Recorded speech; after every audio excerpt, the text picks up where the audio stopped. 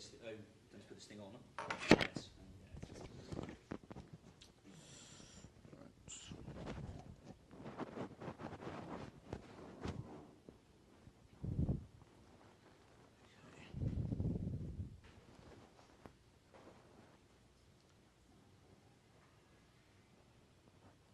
Okay, so yes, thank you very much for having me here.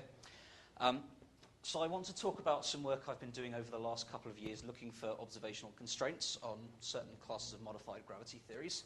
So here's a quick outline of what I'm going to talk about. If it goes down, where are we? Okay.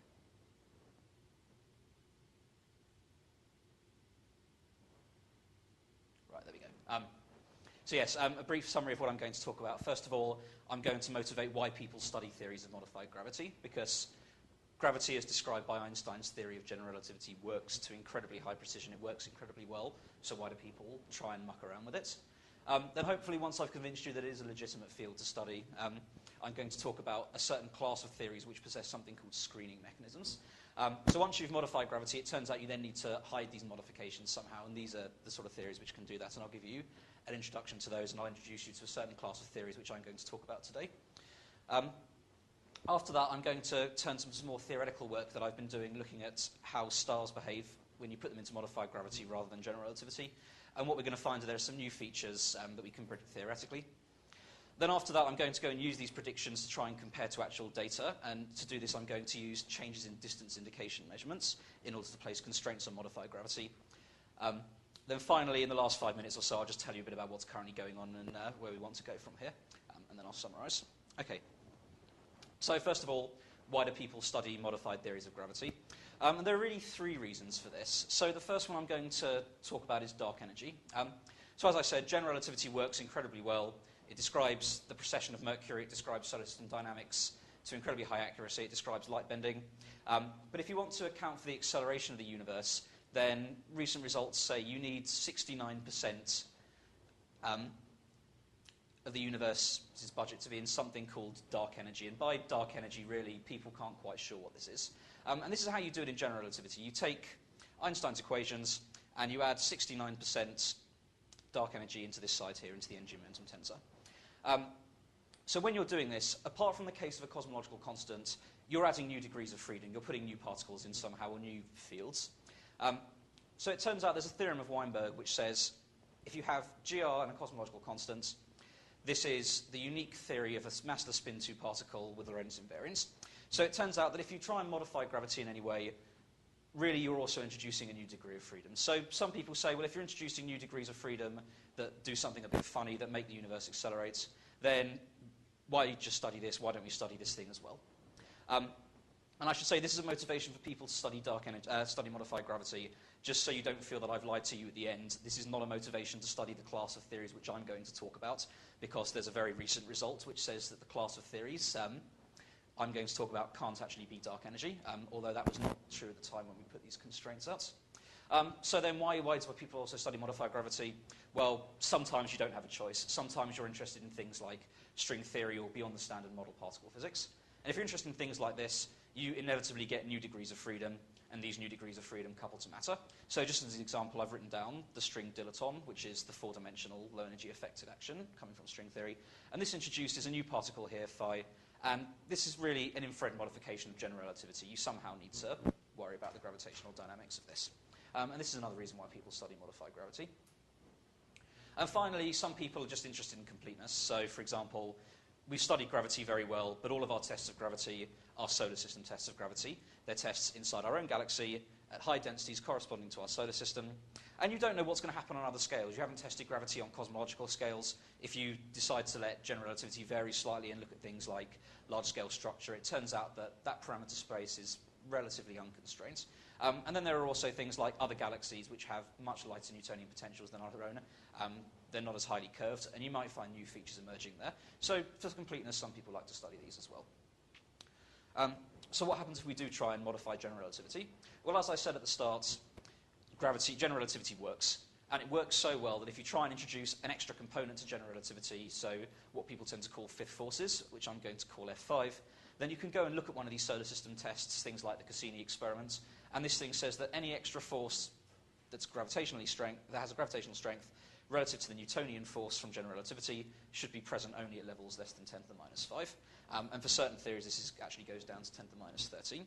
So you might be thinking to yourself already, well, what's the point then? Have you not already invalidated this theory, this area of research already, because any effects you're looking for are negligible? Well, it turns out that that's not quite true because there's a caveat. And the caveat is exactly what I mentioned earlier.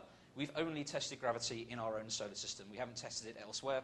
So there's actually nothing preventing me from having a modified theory of gravity that acts on very large cosmological scales or in galaxies in very different environments, provided that somehow I recover my local tests of general relativity and I satisfy my same experimental bounds when I look at solar system tests. And these are the sort of theories that people are interested in, and they're said to possess what are called screening mechanisms. So let me give you a very brief introduction to how these screening mechanisms work. In general, people are interested in new degrees of freedom, which the simplest thing we can think about is a scalar field. So I'm going to consider a scalar field phi, couple it to matter, and I'm going to expand it to second order in fluctuations delta phi. And there are only really a few things I can write down when I do this. I can write down some sort of non-canonical kinetic term, which might depend on the background field values and its derivatives. I can introduce some sort of effective mass for the field, and I've also got this coupling to matter here. So this function here, beta, tells me exactly how strongly coupled to matter my field is, and I represent this by the trace of the energy momentum tensor. And it's this coupling here which gives me these new fifth forces which we need to deal with when we study modified theories of gravity. So how exactly do I screen these out? Well, there are three ways I can do it. If I make this non-canonical kinetic term large, then my effective coupling to matter becomes very, very small once I redo my field normalization. If I make my mass very large, then my force is going to be very short-ranged, and I'm not going to measure it in the lab. Or if I just make this coupling to matter very, very small, then my force is also going to be negligible, and I'm not going to be able to pick it up. And people have studied these theories in great detail, so they really fall into two classes. There are what are called the Feinstein screening, which is where you have some sort of non-canonical kinetic term for the fluctuations. And there are the so-called conformal scalar tensor theories. So these fall into some other subcategories as well. One class can affect the mass of the particle, and this is called the chameleon. Another class is called the symmetron and the dilaton. And I'm not going to talk about Feinstein screening in this talk because Feinstein screening is too efficient to show the sort of tests we're talking about here. So I'm going to talk about conformal scalar tensor theories, and I'm going to show you why they're called conformal scalar tensor theories in a minute. But first of all, let me write down the action. So the action I'm going to consider in this talk is this one here. If you look at this term here, it really looks like a normal quintessence field. There's nothing special about it. It's got a normal Einstein-Hilbert term. It's got a canonical normalization for the kinetic term, and it's got a scalar potential. The difference comes in actually in the matter Lagrangian, because instead of g mu nu, every time I put a metric in, I'm going to put in g mu nu times this function a squared of phi, which I'm going to refer to as the coupling function. And it's this coupling to matter which represents an IR modification of general relativity. So what are the results of putting this coupling in? Well, there are really two. And the first one is the presence of a fifth force. So I can work in lots of different formulas, and I'm going to start here in what's called the Einstein frame. So usually in the Einstein frame, this metric g mu nu is used to calculate the Ricci scalar. And usually I would say, well, if my Ricci scalar is calculated using this metric, my particles move along geodesics of this metric in general relativity. But actually, because you've got this coupling here, it turns out this isn't the metric which particles follow. It's actually this metric here, what's called the Jordan frame metric, g tilde mu nu. And this means if I then observe in the Einstein frame, I think my particles should move on one geodesic when actually they move on another one, and so I infer the presence of a fifth force. And I can calculate an expression for this. It looks like the gradient of the field times some coupling function here. And I've defined this coupling function like this, but the actual functional form is not going to matter. The other useful property of this is that the scalar potential which I put into my action, this v of phi, is not the same scalar potential which my particle moves in. It actually feels an effective scalar potential given by v of phi plus rho times a of phi, where rho is the local density. And this is how I can screen out my fifth force, because suppose this thing has a minimum. The field value at this minimum depends on exactly how dense I make my environments. Therefore, if I can somehow shift my field to this new minimum in very dense environments, and I can make this new minimum advantageous, say the mass is very, very large, in which case I've got what's called a chameleon theory, or this coupling, this extra force term is very, very small, which is what happens with the symmetron and the dilaton, then I can effectively screen out my force. And when I'm talking about these constraints, I'm going to do it in a model-independent fashion. But let me just give you one example of how this works, just so you've got some intuition of how these things actually screen. So the original model is this one here, the Chameleon model. Its potentials run away, so it's this blue line here. And its coupling function is monotonically increasing, so it follows this red line here, which means the effective potential has a minimum, which looks like this. So if I take a very low-density environment, you can see that this curve's quite shallow, the second derivative is very small, and my mass is going to be quite small as well. And so I should feel large fifth forces. If I move to higher density environments, however, I'm much more curved. And for this reason, I've got a much higher mass. If I can make this such that my force is sub-millimeter, I can screen it out. And this is how chameleons work. And people are very interested in chameleons because a lot of people are interested in studying F of R gravity. And it turns out F of R gravity includes the chameleon mechanism if I choose F of R correctly. And a lot of people are interested in these because if you look at F of R theory, it's fine to calculate the cosmology, but you inevitably end up putting very, very strong bounds on these parameters. In fact, they're generally so strong that you render it insignificant. But F of R gravities with chameleon screening can actually have a much wider range of parameters.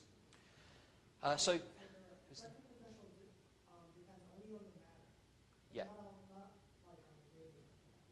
No, so I've been a bit cavalier when I've done this. What I should have put here was the trace of the energy moment, was minus the trace of the energy momentum tensor. So I'm always going to work in the non-relativistic limit in this talk. So I'm going to have a density much greater than my pressure, and I'm going to consider non-relativistic forces.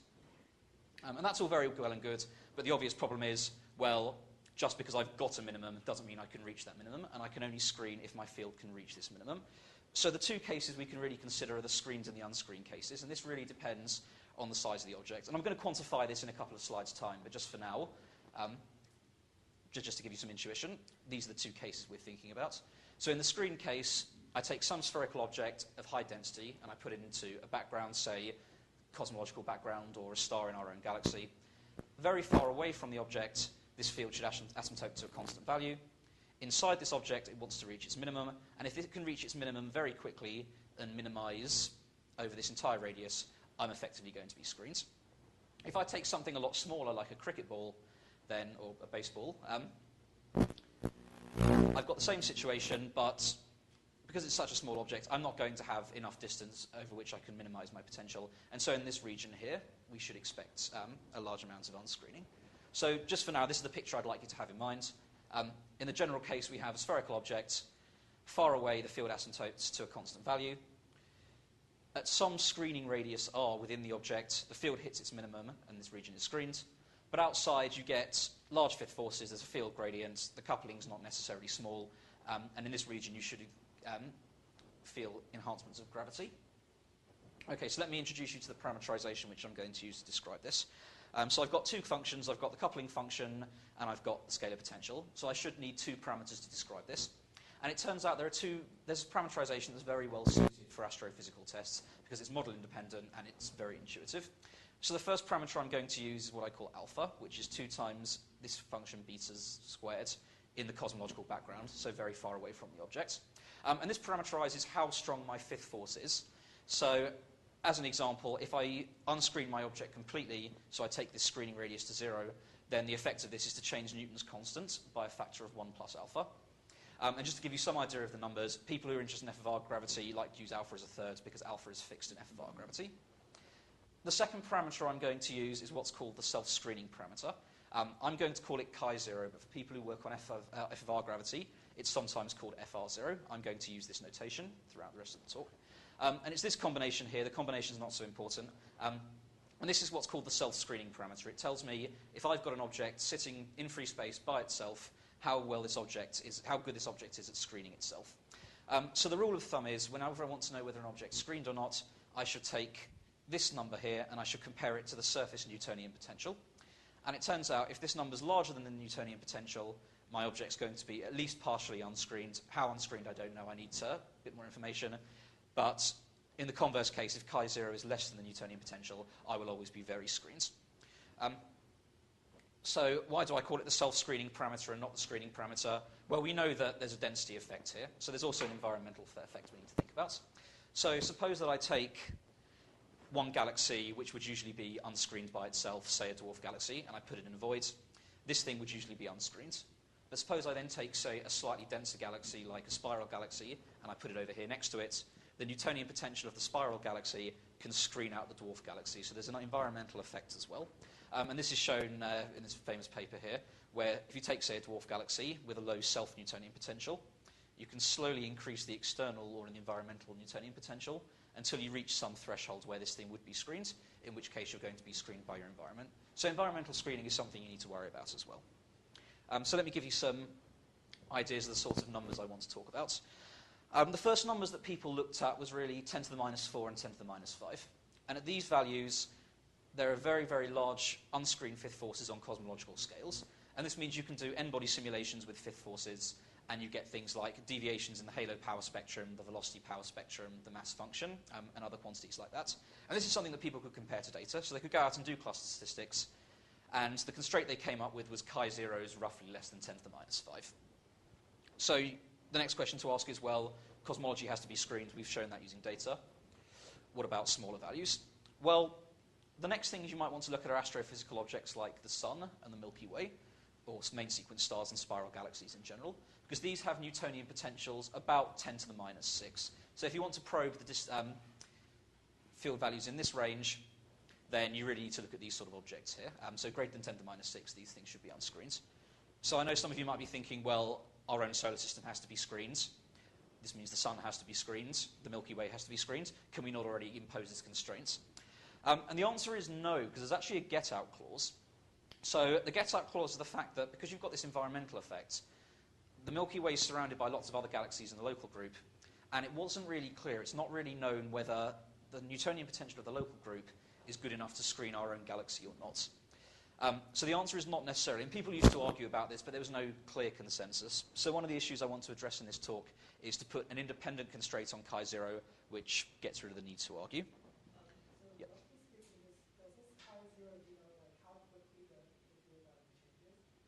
Sorry?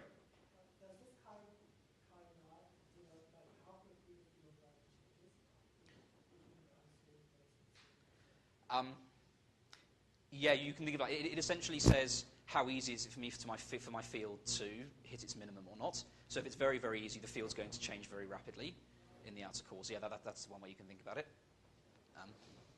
Okay. So what about numbers around 10 to the minus 7? Can I probe these? Well, it turns out there are objects which have lower Newtonian potentials than this. They're post-main sequence objects like red giant stars.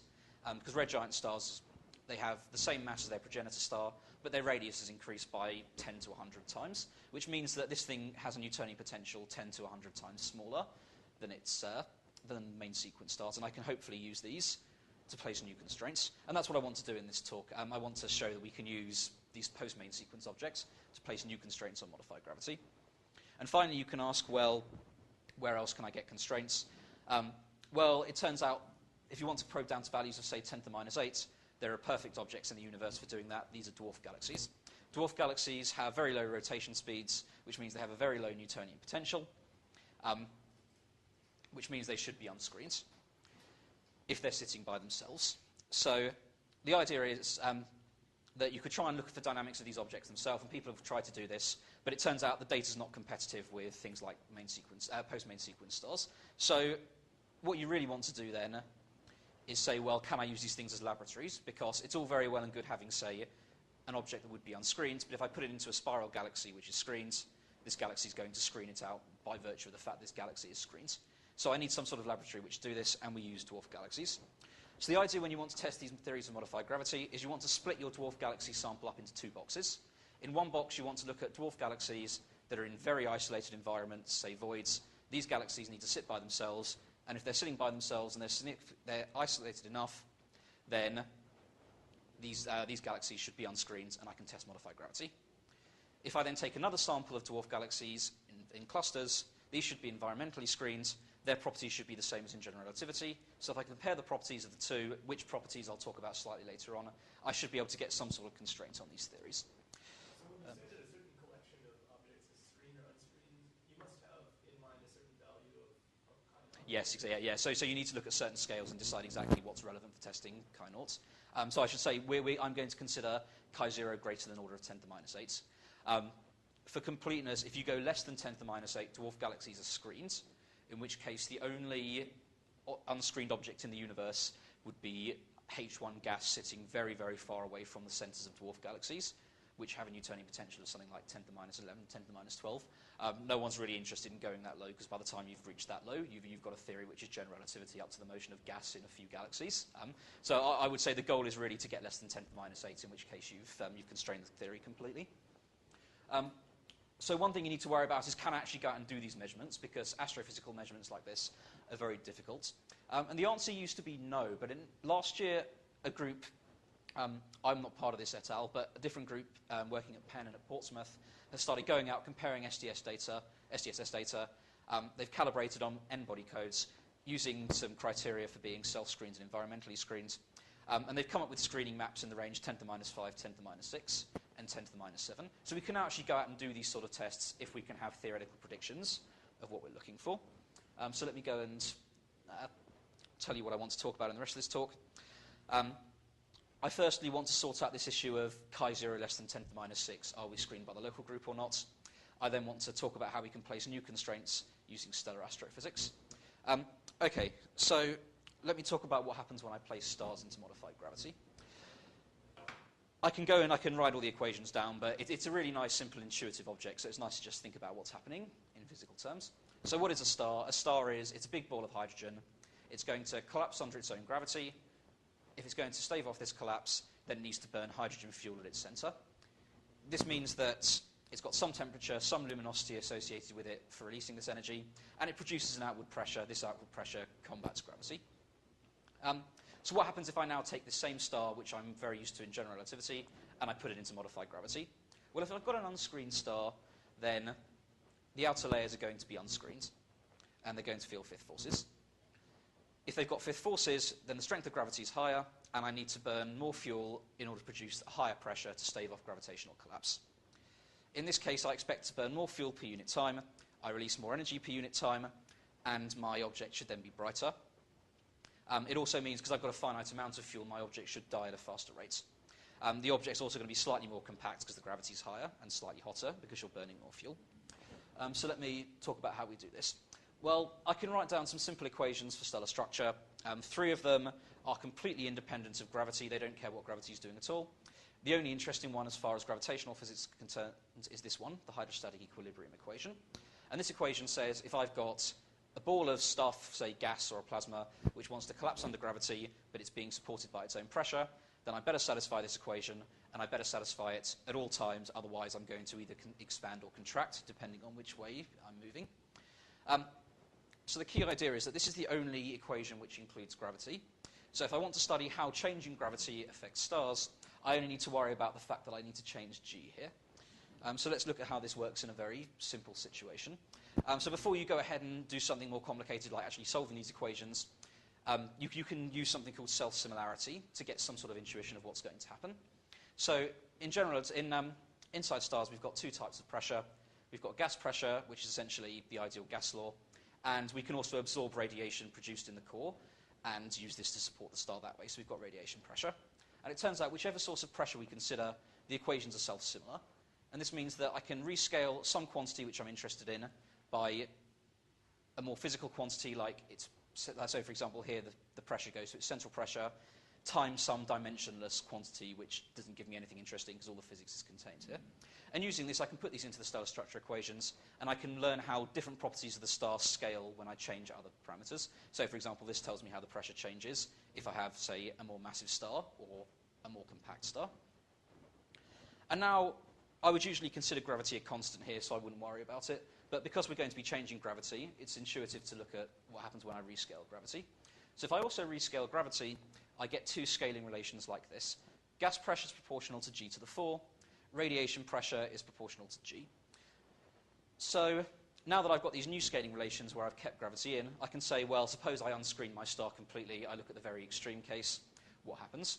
So if I change g by this factor, g into 1 plus alpha, if I'm gas supported, then the luminosity of a star in modified gravity compared to one in general relativity will increase by a factor of 1 plus alpha to the 4. And this is a big effect. If I set alpha as a third, this is about 3.16. So this is not a small effect we're looking for. This is an order 1 effect. With radiation pressure, it's not so pronounced. The enhancement's only 1 plus alpha, and this is because, yes, you're producing more radiation, but you also need to absorb more radiation, so you get a bit of a turn-off here. And it turns out this one dominates in low-mass stars, this one dominates in high-mass stars, so you'd expect low-mass stars to be more sensitive to modified gravity. And that's all fine, but of course this is just a very, very simple scaling argument. We haven't actually done any physics, we haven't solved any equations. So the first thing that we did was say, let's look at a simple model and see if we can discern the physics that way. So you can modify the hydrostatic equilibrium equation by changing G into this new factor here, which describes my effective modified gravity outside the screening radius, where I include a finite screening radius. And I can look at it in a very simple model, what's called the Lane-Ender model. So this is a very basic model that people use to study stars. It says the pressures, the sum of the radiation pressure and the gas pressure, and in this specific approximation, this is what's called a polyotrope. So the pressure is proportional to the density, to some number, and this number is 4/3. So what approximations go into this model? Well, there are quite a few. We completely decouple nuclear burning, so it's actually a sphere of gas supporting itself under its own gravity. It's not supporting by burning fuel. There's no time evolution of the star, and there also aren't other stellar effects like mass loss, convection, rotation. And this is fine for main sequence stars. Those effects aren't so large. For post-main sequence stars, this approximation would not be very good. So because we've got all these approximations on the stellar side of things, we make one more approximation on the modified gravity side of things. We don't include the radial dependence of G, but we do turn it on only at values at radii greater than the screening radius. And that's fine. That's a good approximation to make because the other terms, this extra term here, is subleading when you've got a very unscreened star. The only place it's important is at the surface, so we do correct for surface effects by, instead of using this value of 1 plus alpha, we use an effective value which is corrected for the fact that G is not as high as you would think it is. So how do we do this? I'm not going to go through the calculational details because it's quite technical. I'm just going to tell you what we do. So we solve this modified Lane-Ender equation in modified gravity, and we do this for different values of chi0, different stellar masses, by solving the field equations as well. We then calculate the luminosity as a function of m and chi0. We fit this to get a numerical value, and the results are given here. So let me just take a couple of minutes to explain what's going on this plot. And I should apologize, every time I try and make this plot, the axes always come out small, and every time I think that I've got them to be big, I put them into the talk and it comes out small. So on this axis, we've got the log of the stellar mass. So here is 10 to the 0, 10 to the 1, 10 to the 2. You don't really get stars with masses higher than 100 solar masses, so these are slightly fictional. It's just there to show the general trend. On this axis, I'm plotting the luminosity of a star in modified gravity compared with general relativity, keeping the mass fixed. So this is 10 to the minus 6, 5 times 10 to the minus 6, 10 to the minus 5, and 10 to the minus 4. So what's happening here?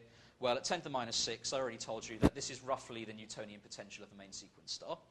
So for this reason, I'm not getting a lot of screening. I'm not very unscreened. My screening radius is pretty much the radius of the star, and I'm only getting a very small enhancement. At 5 times 10 to the minus 6, I'm starting to see a bit of an enhancement. Then at 10 to the minus 5 and 10 to the minus 4, I get this very, very large enhancement here. You can also see the general feature I told you about earlier. If you go to very massive stars, radiation pressure kicks in, and so the luminosity enhancement falls off. And what's happening here? Well, at very, very large values of chi0, we're now 2 orders of magnitude higher than the Newtonian potential. These low-mass stars are so non-compact that they're completely unscreened, even their cores unscreened. And you can't get blood out of a stone. If you're already unscreened to the maximum extent, you're not going to be able to increase your luminosity any higher. And if you trace this back, you find that the luminosity you get here is exactly 3.16. This is what I told you earlier using the scaling arguments. The luminosity increases by a factor of 1 plus alpha to the 4. Okay. So as I said, that's all very well and good. This is a nice physical model. It lets us understand the physics. It doesn't let us compare to data because there are so many approximations. It misses whole stages of evolution. There's no time evolution. Yep. Is there some reason you're using alpha of 1/3 besides the connection to FFR? Is it motivated? No, just FFR gravity is something which a lot of people are interested in. So I always talk about alpha as 1/3 because people who are interested in FFR gravity are more interested in that. But yeah, in theory, we can vary alpha as well, and we can get different values. We just haven't because we're not going to compare this to data. So what you really want is some sort of tool that can actually compare stellar structure to actual proper data. And this means you need to go to full numerics, and you need to include every single process because astrophysics is very messy. There's lots of different effects going on here. You need to make sure that your effect is actually due to modified gravity and not missing something like convection or some other new burning process turning on. So to do this, we've modified a code called MESA, which is a publicly available stellar structure code. And this has everything fully implemented in a consistent manner. So it includes mass loss, rotation, convection, radiative areas, different burning cycles, time evolution. So the way we've done this is, and I won't go into technical details again, but we solve the scalar field equation inside the star. And when we do this, we can update the value of G as a function of radius, now including the full radial effects. We solve the field equations given a value of chi0 and alpha. So I can put in a value of alpha, I can put in a value of chi0, and I can generate stars like that. So let me show you the results. This is for alpha is a third, because, as I said, F of R gravity is something a lot of people are interested in. I could very well change alpha. But what I'm going to change is chi0, because this is what we're going to try and constrain. So the black curve is the track in what's called the Hertzsprung-Russell diagram for a star of one solar mass. So for those of you who aren't familiar with Hertzsprung-Russell diagrams, it's something astronomers use. The temperature increases this way, the luminosity increases this way. So when I put in a star with one solar mass, it starts off here at the zero-age main sequence, it slowly evolves, then it evolves into a post-main sequence star, in this case a red giant, and it climbs up, it becomes slightly cooler and more luminous. So the next thing you can try is chi0 10 to the minus 7. I've already told you that this is an order of magnitude less than the Newtonian potential of a main sequence star. So this should be screened on the main sequence, and this is what happens. The two curves are very, very similar. But then as the star climbs up the red giant branch, it becomes less dense, less compact, more unscreened. You start to see some change in the luminosity relative to the general relativity case. So even at 10 to the minus 7, you can see there are effects on the post-main sequence. At 10 to the minus 6, the main sequence is slightly unscreened. It's not as much as you might think, because this is a logarithmic scale. But we still get some enhancement on the main sequence, and then a very large enhancement on the post-main sequence, because we're larger by an order of magnitudes. By the time we'd gotten around to doing this, cosmology had ruled out 10 to the minus 4, but just for fun, we decided to see what would happen if I put in 10 to the minus 4. And you get this curve here. So this curve looks a lot more like a 2 solar mass star than a 1 solar mass star, and the behavior is really different there. Yep.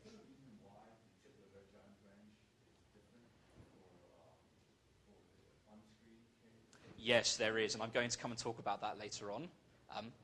Essentially what's happened is your core, at these values, the core starts to become unscreened. So one of the great things... So one of the great things about stars is that even though stuff is happening outside the screening radius, you can propagate it inside the core, because it's a global structure. So suppose you include the gravity here.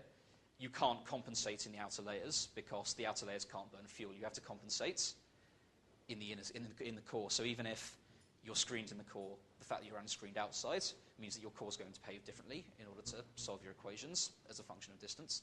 So yeah, you do get these effects. And it turns out, because the core is so light, the gas in the envelope tends to be very, very unscreened. But I'm going to come back and talk about this in a bit more detail in a few slides. Okay, so that's all I wanted to say about the theory of how you put stars into modified gravity. What I'd like to talk about now is how you can actually use these to constrain these theories and compare to observations. So we're going to do this using distance indicators, and it turns out distance indicators are a nice tool of modified gravity. So I'm going to treat distance indicators in a very, very theorist's fashion. I'm going to say, suppose I want to measure some cosmological distance or some astrophysical distance using some observation. I need to get some apparatus, and I measure some set of variables, and I'm going to call these set of variables x, and I'm not going to be overly concerned about what they are. And then I need some way of turning these measured variables, say the flux, into some sort of distance measurement. And I do this using some formula, and this formula can either be analytic if I've got some sort of standard candle, or empirically determined if I've got something like a fitting curve or something like that. So the idea is, suppose that I then try and do this in modified gravity and not general relativity, and I do it using an object which is unscreened and behaves differently. Well, this means that the formula that I'm trying to use is going to be incorrect for this object, because this object has different effects. So let me just give you an example of how this would work. Suppose that I go out and I measure something very simple, the luminosity distance. I measure this, and this number's fixed. It doesn't care whether I'm in modified gravity or not, because this is a number on a screen somewhere. This I then infer using my general relativity formula. So if I were to get this number wrong, this number would then be wrong to compensate for the fact that this number has to be constant. So the idea is simple. I need to look at simultaneous distances to two different galaxies. one set of screened galaxies, one set of unscreened galaxies. And within these unscreened galaxies, I need to look for two distance indicators, one of which is sensitive to modified gravity, and one which isn't sensitive to modified gravity. If there's no modified gravity, the two distance measurements should agree. If there is some degree of modified gravity, then we expect some deviation between distance indicators which show effects and distance indicators which don't. And this is exactly what we're going to do now. So let me introduce you to the three distance indicators that I'm going to use. The first one are what are called water masers. So water masers are clouds of water which orbit the central black hole inside a galaxy. And because of galactic processes, they end up masing via stimulated emission, and they release lines at 22 gigahertz. And these things rotate very quickly, which means you can measure them, make several measurements over a period of a few days. And this is a screened environment. It's a screened environment because I'm sitting right next to a black hole. It's a very big object. It's got a Newtonian potential of order 10 to the minus 5. Therefore, unless we're interested in stupid values of chi0, we expect this to be screened. So how do I go and make this measurement? It's purely geometric. I use circular motion. I measure its radial velocity. I measure its angular velocity. I measure its acceleration. And I use the circular distance law to work out its radius from the central black hole. I can then measure the angle on the sky and use these two measurements to compare to give me a distance. And this is a nice geometrical measurement. It doesn't care about cosmology or anything like that. I'm only going to use distance indicators in the very nearby universe. So for this reason, cosmology won't affect these measurements. The other thing I can use is, as you said, the tip of the red giant branch. So what is the tip of the red giant branch? Well, if I've got post-main sequence stars of around 1.5 to 2 solar masses, these things climb up the red giant branch.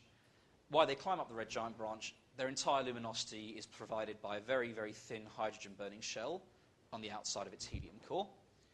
This hydrogen-burning shell converts hydrogen to helium. It dumps it onto the core contracts, and so it gets hotter and more luminous. And it turns out once you hit a temperature of 10 to the 8 Kelvin, this is enough to start igniting the helium. And so if I were to look at this thing here, once I've reached a temperature of 10 to the 8 Kelvin, my star would suddenly jump over there. And this means I can use it as a distance indicator, because if I look in what's called the I band, so this is actually a Hertzsprung-Russell diagram again, this thing is the effective temperature. This is just the luminosity the flux at some fixed frequency. This tip is universal because it only cares about nuclear physics. It only cares about when I'm hot enough to start burning helium. It doesn't care how strong my gravity is. So for this reason, it doesn't really care how massive my star is. It's very insensitive to metallicity, plus or minus 0.1. So if I look at the tip of the red giant branch and I measure this in a distance galaxy, I know the luminosity because I know the luminosity at the tip. And then I can use that to get my distance using the luminosity distance methods. So as I said, this is only set by nuclear physics, and the question is what happens when I change gravitational physics? Well, if I'm at chi0 less than 10 to the minus 6, we can investigate this numerically with MESA, and it turns out the core screens. If the core screens, then it turns out the tip of the red giant branch distance is screened as well, because it's only nuclear physics which sets this temperature. If I go to very high values of chi0, my core becomes unscreened. And this means that my temperature actually rises at a faster rate because I end up burning hydrogen at a faster rate. And this means that my helium flash is going to happen earlier because I'm going to reach that temperature faster due to the increased burning. So actually, slightly contrary to what you might have expected given the previous discussion, the peak luminosity actually goes down at the tip of the red giant branch because you haven't had as much time to be a red giant star. You've moved off slightly faster. So this means that if I want to probe chi0 less than 10 to the minus 6, I can use this as a screen indicator. To probe greater than 10 to the minus 6, it's an unscreened indicator. So I've now told you about one unscreened indicator, tip of the red giant branch, and one screened indicator, MESA distances. Let's compare the two and see what happens. So it turns out this measurement isn't as nice as we'd like because there's only one galaxy which has simultaneous MESA and tip of the red giant branch distances. And MESAs are very rare. And this is a spiral galaxy, so we can't use it to probe chi0 less than 10 to the minus 6. But this thing is on the unscreened subsample. So it turns out that if you take chi0 greater than 10 to the minus 6, this thing would be unscreened. And numerically, we find that the distance would change by an order of 10% if these red giant branches were unscreened. But if you look at the data, these agree very well. The MESA distances agree, and so do the tip of the red giant branch within experimental errors. These errors are nowhere as large as 10%. And so the agreement gives us a new constraint on modified gravity. We should expect chi0 to be less than 10 to the minus 6. independent of whether you want to argue about whether the local group's screening us or not. So this is one new constraint we were able to get just by looking at this simple distance indicator. How much was if you had a chi-0 or greater than 10 to the 6? What was the correction on the typical giant range? So the luminosity changes by about 20 to 30%. Okay. But remember, there's a square in the distance, so the distance only changes by 10% or so. Okay, so this is just... Sorry? Its luminosity changes by about 20%. By about 10%, yeah. But this is just one measurement, so let's see if we can do better than that. So we need another distance indicator because we know that tip of the red giant branch's distances, they're screens below 10 to the minus 6. So the distances measure we're going to use are what are called Cepheid distances. So Cepheid stars are stars of about 5 to 10 solar masses. They start off here in the main sequence, they evolve along in the HR diagram, and they have these funny loop features here. And when they move on these loops, they cross these they pass into this band here, and they spend about 10 to the 6 to 10 to the 7 years there. And inside these bands, they're unstable to pulsations. There's an internal mechanism where energy doesn't go towards providing outward pressure, it goes towards ionizing helium. And so if you perturb these slightly, they tend to keep perturbing until you've dammed up some energy. And these things are very good standard candles because there's a well-known relationship between their period and their luminosity. So it turns out these things are sensitive to gravity because the period of pulsation depends on 1 over the square root of g times the density. So if I change g here, I should change my pulsation periods. So the empirical relation looks like this. It takes something called the bolometric magnitude, it relates it to the periods, this thing called b minus v, and some calibration constant. But if you're like me, you're a theorist, you're not an astrophysicist, this might not mean that much to you, so let's just very quickly put that back into more theoretical terms. This thing is proportional to the flux, so it looks like a log of the luminosity. This thing is proportional to the period, which looks like 1 over the square root of the density, so it looks like the log of the radius. This thing turns out is proportional to the surface temperature, so if I rearrange it, it's the Stefan Boltzmann law in disguise. It's just in a funny empirical way of doing it. Okay, so what happens if I change modified gravity?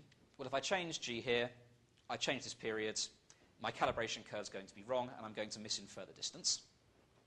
And it turns out if I go ahead and perturb this, if I change g by some value, then the change in the distance I measure is going to be minus 0.3 times delta g over g.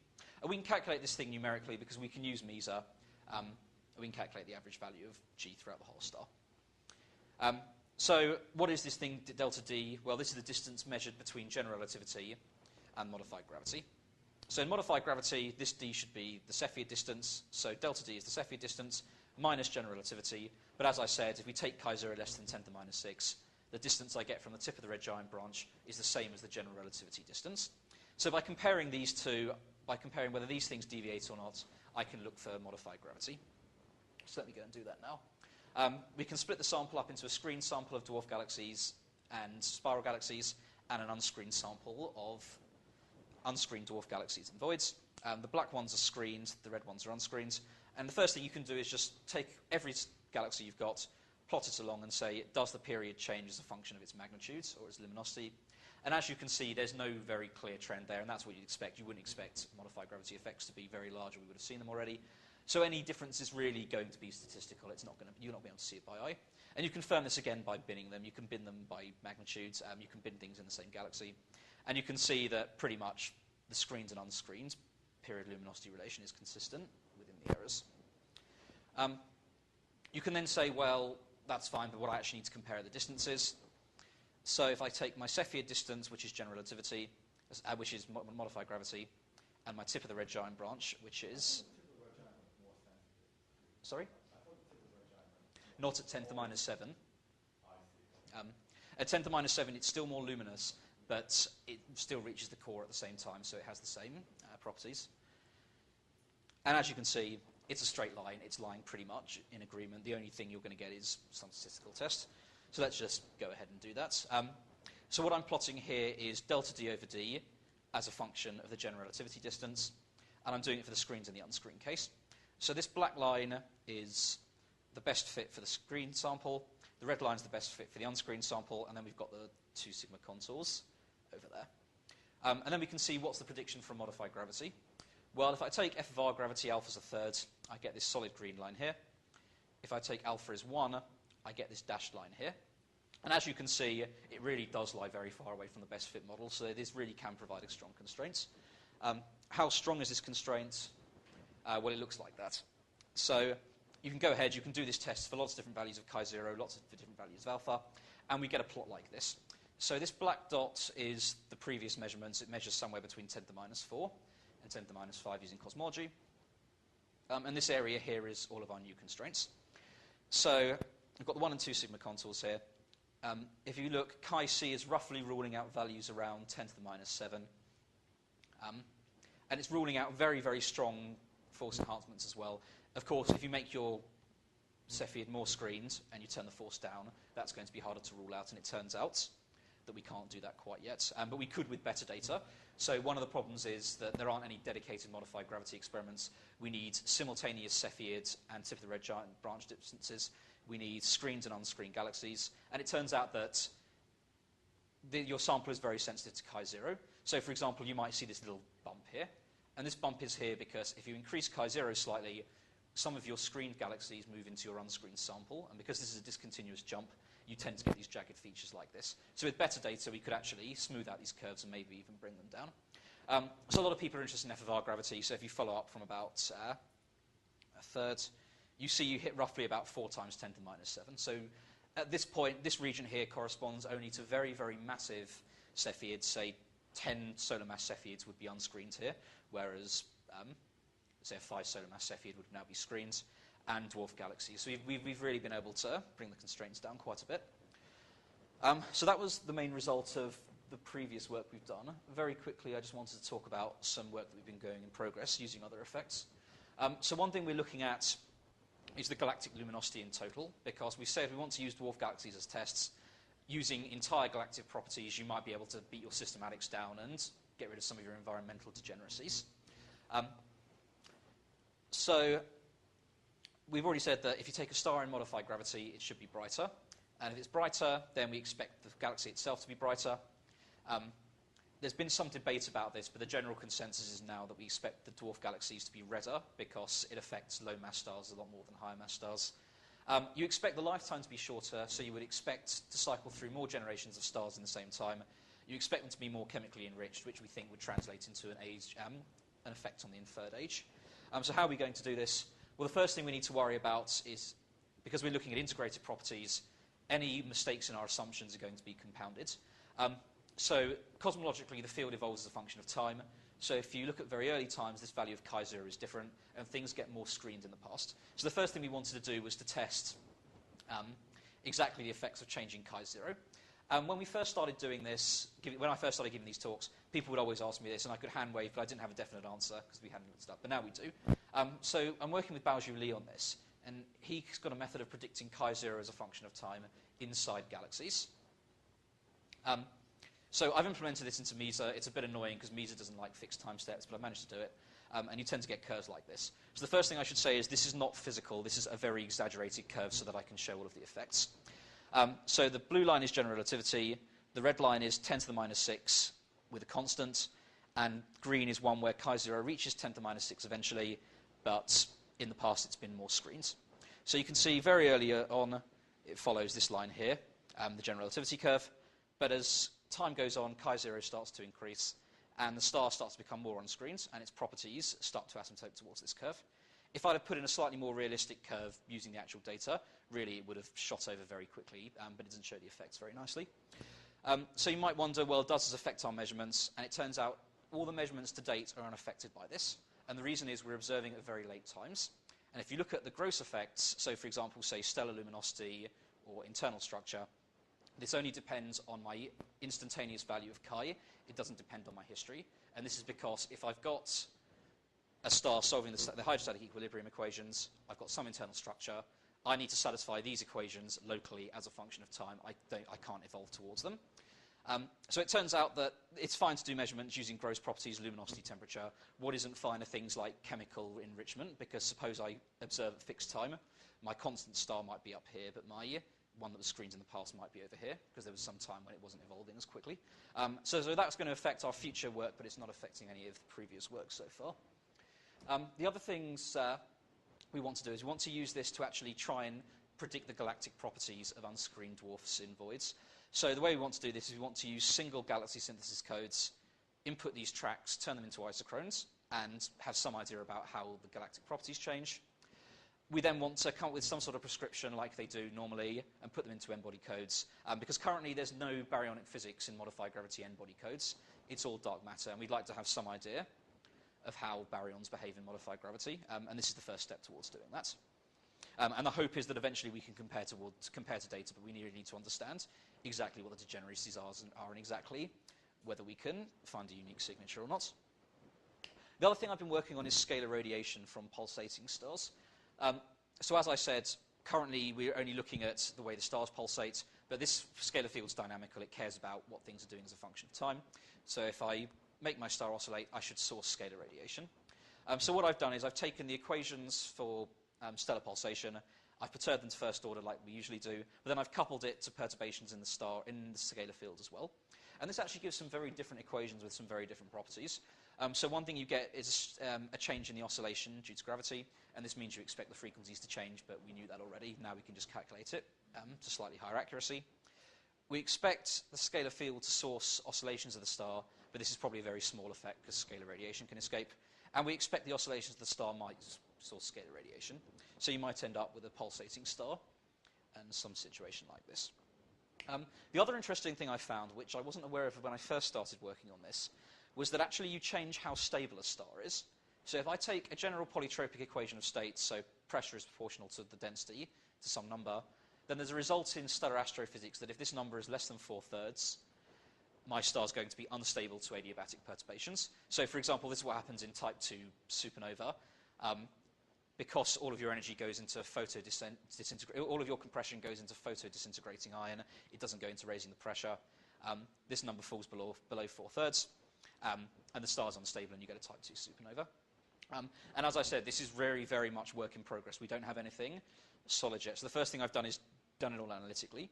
And analytically, using a very simple model, it's a star of constant density, but evolving under the hydrostatic equilibrium equation.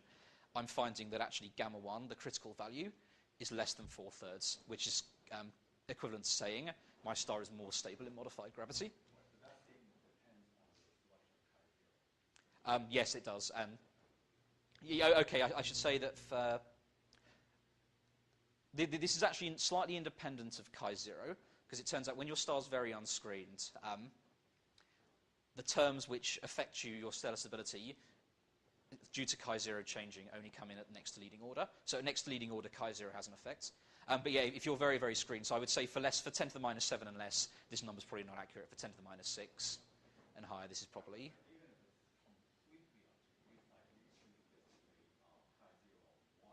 Yeah. No, this is the strange thing. So if you look at the calculation in general relativity, if you scale g by a constant factor, you get the same results. And this is actually due to a cancellation between changing the Newtonian potential on one side of the perturbation equations. It took me a while to understand this, actually. And then changing your force on the hydrostatic equilibrium equation. If you do it in modified gravity, there's no analog of the Newtonian potential for phi. Phi doesn't have a scalar charge which is conserved, unlike gravity, which has a charge which you could think of as its mass. And so for this reason, you actually get that this cancellation isn't there. And as I said, this is very much work in progress. So the next thing I want to do is I want to use the numerical approximation, the Lane-Ender model, which I told you about before, to calculate this thing numerically for simple polytropic models. And the reason I want to do this first is that if I have the Lane-Ender equation, I can choose this by hand. I can just vary this number and see exactly when the instability kicks in. And then I want to go and calculate it using more rigorous values using MESA. You can't get the instability condition here because MESA doesn't let you put in stars that you like. It takes stars and involves it. But I should be able to get new icon frequencies out using that. So that's all I wanted to tell you about. Let me summarize. So what I've been working on is putting stars into modified gravity theories and looking at them as potential tests. And it turns out there are some nice new features. They're brighter, they pulsate faster. And by exploiting these features, we can actually constrain these theories to quite high degrees. So by comparing water mazes and tip of the red giant branches, we were able to sort out the argument of whether the local group screens us. And by comparing Cepheid and tip of the red giant branch distances, we've managed to place incredibly new constraints, very tight, to the point that the only unscreened objects these theories allow are really very, very large mass stars, stars which aren't very compact, and dwarf galaxies themselves. These are the only unscreened objects in the universe. And as I said, we're still trying to work on this. We're still trying to narrow the window all the way down, so there's still a bit more interesting work to do. So I'll thank you for attention and stop there.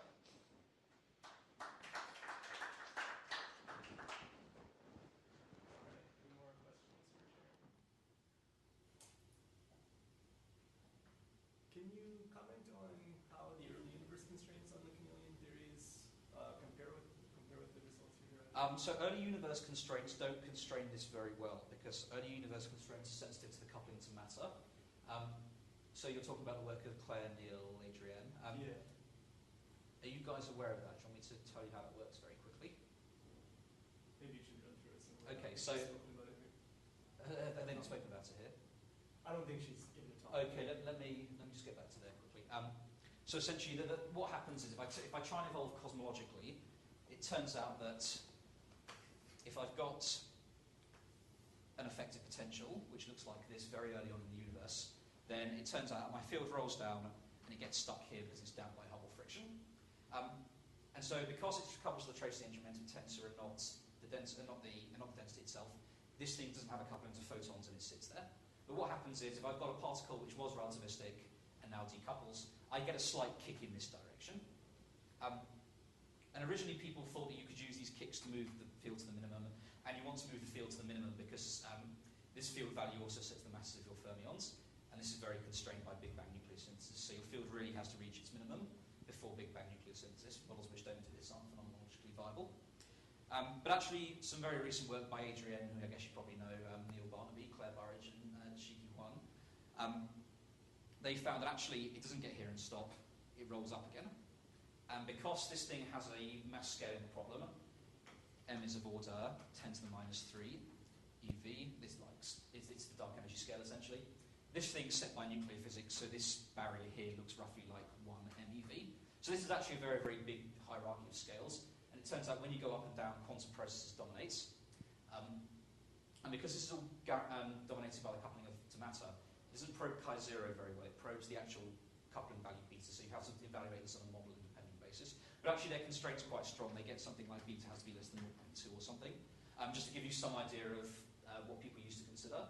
Original chameleons had beta was order 1 because you wanted to get gravitational strength forces, but also screen them out. Taking beta small is the same thing as saying modify gravity without screening, it should be small.